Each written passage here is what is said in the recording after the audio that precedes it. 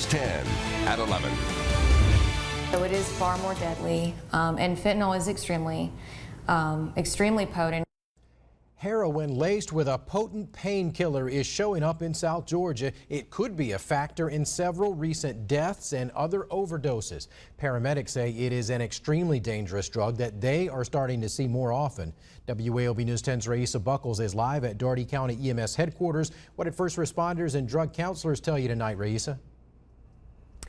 Ben, first responders say that this heroin epidemic is back with a vengeance. Now, I spoke to paramedics at this station who say that in the last month, not one, not two, and not even three, but 4 heroin overdoses have happened in this community. And they're saying that the heroin is much more dangerous due to the fact that it's combined with a synthetic opioid known as fentanyl.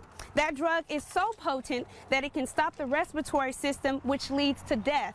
Officials at Graceway Rehab say addiction often starts when people are prescribed painkillers. They get hooked to them and sometimes turn to heroin.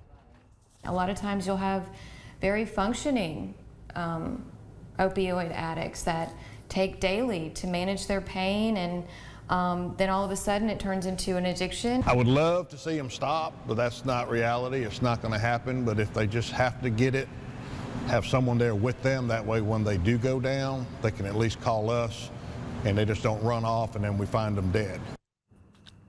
When paramedics respond to overdose calls, they have a short window to inject Narcan, which can reverse the opioid effects and help the person start breathing again. Officials at Graceway say the first step to fighting this epidemic is education. They say the longer a drug user delays the start of the recovery process, the more likely it can end in death. In Albany, Re-Essa Buckles, WAOB News 10.